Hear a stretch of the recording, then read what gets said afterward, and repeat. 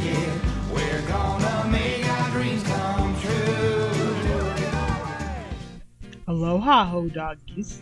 I've heard more than once in my life that the second the girls vacate their Milwaukee apartment is the moment that Laverne Shirley jumps the shark. I'm friendly with fans who refuse to watch the episodes set during the California years, claiming the show wasn't the same after the move, and that it took a precipitous slide downward once the girls land in Burbank. But while it's quite a weird experience to see Laverne and Shirley sharing more glamorous digs and adjusting their dreams to their new home, Boy, this is ugly, ain't it? there are way too many funny episodes and brilliantly staged moments to consider the California move a true shark jump for the series. I didn't mean to.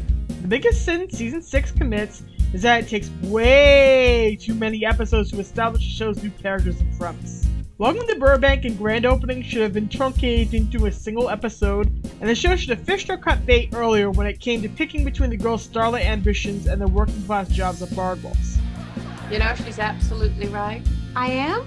But once you get past the road to Burbank, the show enters a beautiful groove where it just starts spitting out hit after rib-tickling hits. Oh, man. This is nowhere near the show's worst season, even if it definitely isn't one of the show's most consistent. This season's batch of runners-up is smaller than Season 5's, but they are still glorious. The grand opening is sweet, funny, and nods towards the girls' floundering financial status, but it just brushes under greatness. The Other Woman is a lovely character study, but it needs to make Diana more of a character to make Shirley's angst feel credible. High Price Dates has one of the best conversations between the girls and Edna ever. Frank, we're just having a little girl talk, swapping recipes. But the girls' dates of the week are bland and boring. Child's Play is wild, funny, and rollicking, but a little too lightweight. And 5th Anniversary gets some great pratfalls in, but introduces Edna and Frank's feuding out of the blue. What's left is a compact series of hits that runs the gamut from wild comedy to touching interpersonal drama. My favorite Season 6 episodes are shockingly heavy on the rollicking comedy side of the show, but in a season that goes lighter on the character introspection in favor of the show's slapstick side, this is a fun list of unskippably delightful outings that stay way south of that menacing shark. Here's my 6 favorite episodes of the season. Oh, my heart. I think that's Simon and Garfunkel. Hello.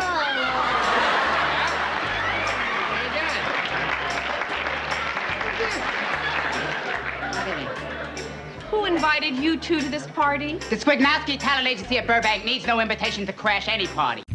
Freewheeling and fun-loving, the first of my bottom 2 picks makes a list for its daring sense of humor and the way it embraces the frantic pace of its premise. I Do is appealing due to its complete lack of moral message. Please, kiss the bride outside. I've got to get to a bingo game. It exists to announce that the 1960s are here, and Laverne and Shirley are going to live every single inch of them. Even if it means getting accidentally high on pop brownies while dating knockoff members of the Dave Clark 5. Even though this one's pretty light on plot substance, it's got some great laughs, from the sight of Lenny and Squiggy high as kites while dressed up as Simon and Garfunkel, to Edna having no idea who Derek and London are. I've never heard of this London's Bridges. Is he anything like Herbert's Hermits? Herman's Hermits. All of the jokes hang together wonderfully. It even manages to make its rockstar characters avoid the pitfalls of being completely irredeemable creeps thanks to charmingly clueless performances from Eric Idle and Peter Newton. The former of whom definitely stands out as a completely clueless type with a moral code. The wallpaper. Why? Because they're stoned out of their gourds. How? From Malcolm's brownies. What? They were full of marijuana. Why? And an irresistible Mersey Beat-esque tune, and you've got a memorable episode that you definitely won't want to shove away from you. Everyone's talking here. Oh, well, all right. Well, then you answer me this question, friend. All right, who's the little ragu, huh? What is it, a midget? A doll? A teeny tiny morph, maybe? That gets itself burned up in the flames? Is that the little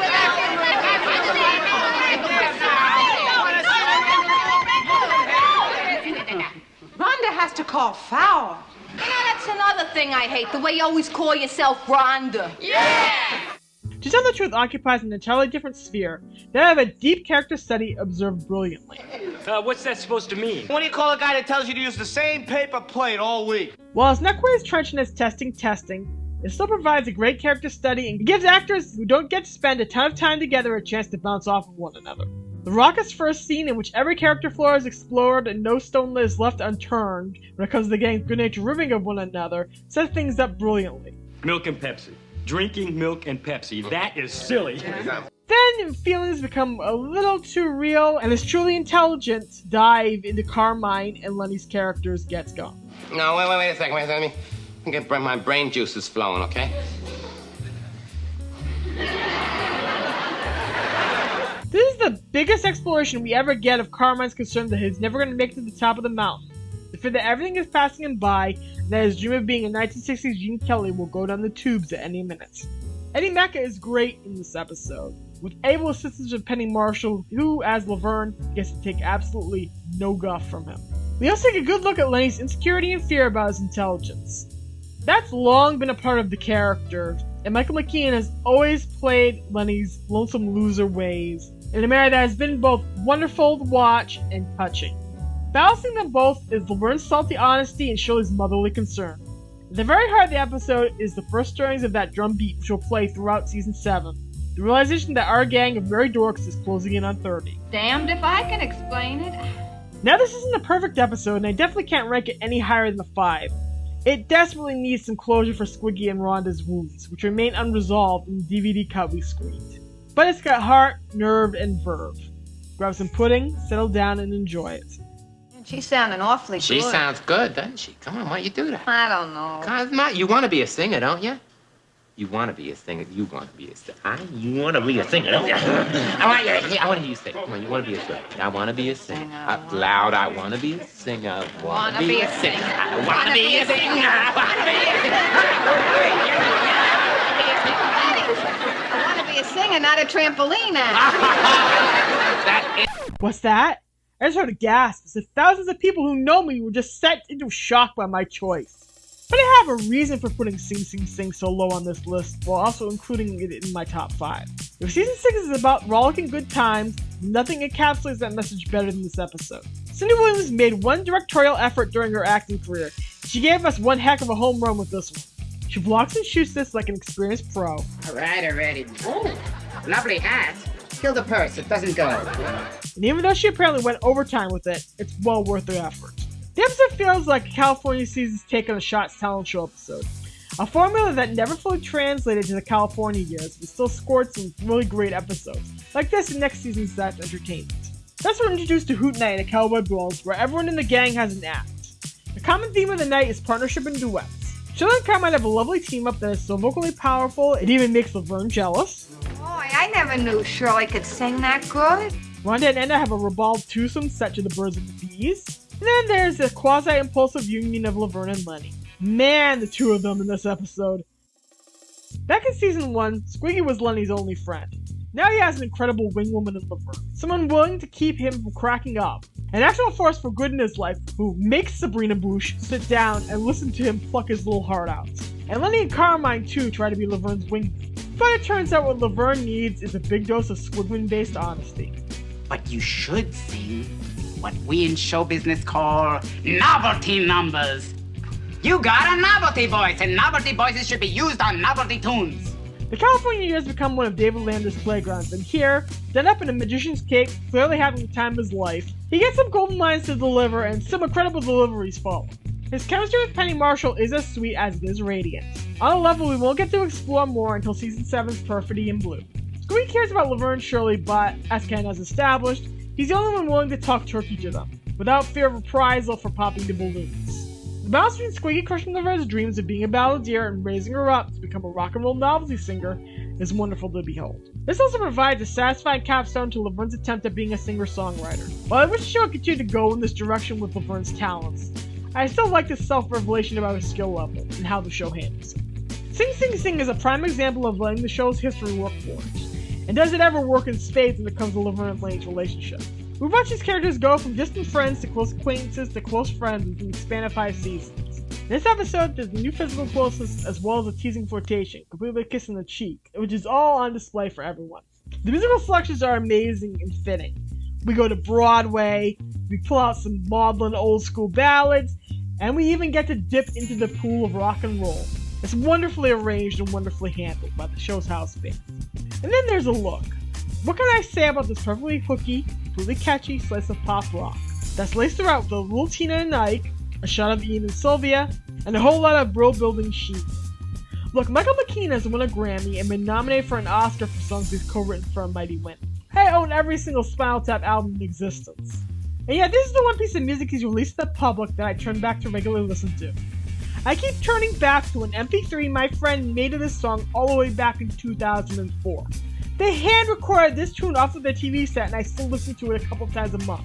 That's how good the song is. I do just about anything to have an HQ version of it, but nothing makes me happier than sitting there and bopping along to this tune. The look encapsulates Laverne and Lenny's relationship in just over 2 minutes. In it, boy chases girl is aware of boy's attention but puts him off, presuming that he just wants to get into her pants. Boy tries his best to convince her that he's the real deal, and the merry chase goes on and on, cat and mouse. This is brilliant storytelling that legitimately sounds like a song Laverne and Lenny would have listened to when they were teenagers, reflecting the styles of boy-girl singing groups of the mid to late 50s. It tells a story that reflects the inner workings of a relationship that get a whole lot of shit teased. Is it any wonder that the clips extended McKean and Marshall singing this song on the show have gotten nearly 1 million hits on YouTube when you combine them all? And that, when you scroll the comments of all of them, 2 questions always surface. When is this going to be available on Spotify? And why the heck did Laverne and Lenny get together? Well, what you could say. So if I've gabbed so much about this episode, why didn't it make my top 3? Unfortunately, it's got a couple of blemishes that keep it from reaching those auspicious lines, while the 3 episodes I ranked over it are nearly flawless. Chief among them, Sabrina Bush, you are not a real character. No, it's just that song was done by the Platters, and Platters made me think of waitresses, and waitresses made me think of Sabrina Bush. Lenny adores this girl, but she doesn't get a single line of dialogue. Not one line! How am I supposed to care about her if we don't know who she is? A lot of the plot hinges on her being the most important thing in the world to him and him winning her over. Yet why should I care? Especially when comparing their non-connection to what is happening between Laverne and Lenny on that stage. And she doesn't do anything more than get his autograph. In the end, she acts like a barrier holding back the actual tide of Laverne and Lenny heat that threatens to spill over into canon. But even with those flaws, Sing Sing Sing still hits a high note. Alvinia is our guest. Please, Alvinia, continue. It all started when General Thaddeus T. Strong jumped into my foxhole during maneuvers. The first time I saw him lob a grenade, I was his for the plucking. We exchanged dog tags, even painted my name on his Jeep. And then she came along. Little Miss Red Cross in her nursey white stockings. Let it be known, my favorite Sergeant Plot episode is the California outing. Dun dun dun! Vicki Lawrence's toughest nail sergeant is always a hoot when she shows up. But when she centers an episode's plot, as she does here, and as in Season 8's Baby Story, instead of serving as an antagonist for the girls, she reigns supreme over the scene. He fell for her quicker than a pig on a freeway. Ever since then, I haven't been able to look at another uniform without barfing. Here we learn for the first time that Plot's got some astronomically bad romantic luck going on. Something that continues when we see her again during Season 8, adding a necessary vulnerability to her incredible toughness. She becomes an interesting, layered personality and out damn Plot, making her one of the most root-worthy guest-starring characters in Laverne and Shirley history. The girls naturally react to being confronted by their own nemesis by freaking out, then being extremely inconvenienced by her arrival.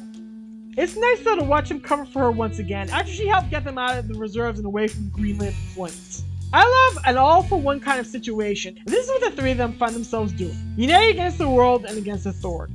It's nice to see them bonding with another female character after the slow start Rhonda gets, and the backburnering of Edna this season. And Plot in turn gets to show respect and appreciation for the girls' kindness. All this culminates in us getting to see and hear the girls sing.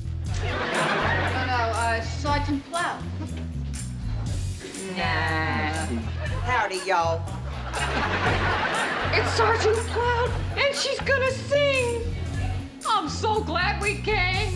And it's definitely always delightful to see Vicki Lawrence burst forth in tune, accompanied by Cindy's well-trained pipes and Penny just plain having fun. This is a fun and chemistry-charged appearance from Rhonda and an incredibly charming little episode featuring the boys trying out the active lifestyle, filled with Squiggy and a kicky little blonde wig. That's not the price of the episode alone. Put it all together and you get a great little outing that's a hoot to watch. Plot gets time out, the girls get to help, and the viewers get one hell of an episode. Lenny, she's an LA woman. Eggs is eggs. And that's a Milwaukee term. Yeah. I never know what to say. But look at the fellas in the silent pictures. Well. Well, yeah. Now, they didn't have to say boo to a girl, and bingo, they got her. Yeah. Well, I really wish that we had lived back when nobody talked. We'd never run out of things to say. Face it, man. We was born too late. As I said in the actual review of this episode, I'm a silent movie buff and a certified Clara Bow fan. And man, does Born Too Late make me smile every single time I watch it. The California Years is an interesting experiment in the show shedding its working class roots for flights of fancy. And while that doesn't work consistently, man, does it not work consistently. Born Too Late is one of the best examples of the show stepping outside of its narrative box. It's so Lenny and Squiggy to become obsessed with an art form and presume it must be brand new, since they've never seen it before. Naturally, they use their knowledge of this brand new medium to do one of their favorite things. Try to get a girl. Second is played ably by Sarah Kennedy, who convincingly plays a sad-eyed orphan, a tempestuous tango dancer, a horrified lab assistant, a put-upon maid, and an idealized angel of the tents. Each show has fun playing with common tropes that occurred in films during that time period. And more importantly, the costumes, lighting, visual effects, and writing accurately reflect the silent era to a T. Someone did research for this episode, and even though the majority of the sets used in this one are simply redressings of established sets, Born Too Late still makes terrific original use of its space all around. Michael McKean is a professed fan of Harold Lloyd, and there's definitely a touch of the rubber-faced romantic in each of his performances. And David Lander clearly relished having a ball, playing everything from a sweet doughboy, to a grizzled gunfighter, to a mad scientist, to a Von Stroheim-ish ex-bee, to a tempestuous maiden caught in a romance with her dance partner. Both mention the episode into a laugh riot, which makes this one beyond worth watching, even if you know nothing about silent film. The rest of the cast is sprinkled into the episode lightly, and for some fans that's going to be a problem. But sometimes episodes like this sing, even though the whole cast doesn't have much to do in it. There's a wonderful opening scene in which Frank, Sonny, Shirley, and Laverne banter about the joys of baseball, and Eddie, Phil, and Ed are sprinkled throughout the segments in a way that is both funny and a good use of their talents. They're all just a tiny part of what makes Born Too Late a celluloid masterpiece. Have a seat then, Monique. Make yourself comfortable. Good luck, and here we go. Hey, Bachelor number one, if you could be any kind of vegetable, what would you be and why? I'd be a potato, so that I would have many eyes with which to drink in your great beauty. What a jerk. He thinks you drink with your eyes.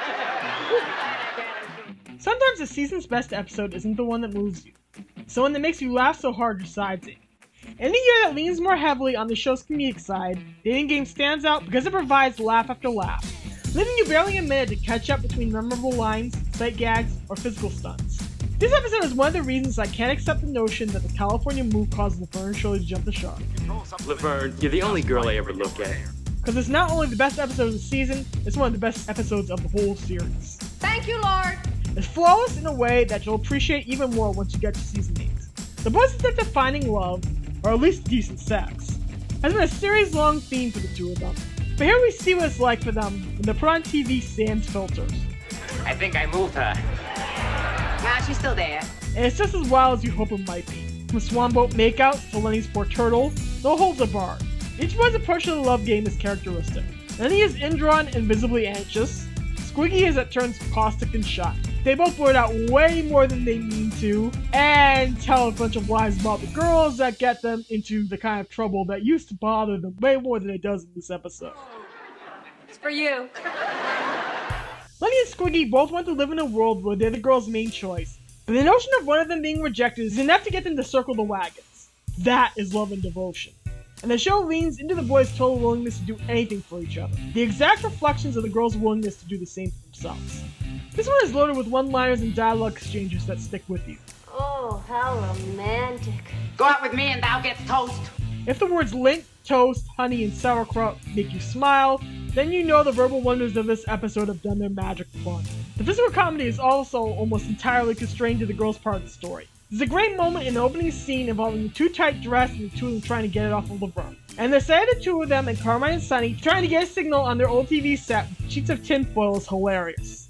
But the boys also have a madcap moment at the finale where they dance wildly to the Dating Game theme song, and when Lenny throws himself at the legs of the shapely Monique. That is sweet. And though Monique's actress, Eileen Graff, is bubbly and bright, and will get to be so in other shows involving proper British butlers, The person who really stands out in the guest ensemble is the actual dating game host Jim Lang. Lang's one of the best as himself actors in the show's history. The guy could totally have acted full-time with chops like these. All this is artfully directed by Penny Marshall, who definitely knows how to frame a shot by now and direct her troupe of actors to perfection. Everything in this episode is wonderful, and it ought not to be missed by connoisseurs of the show. Even if you stop at the Milwaukee seasons, this is a good one.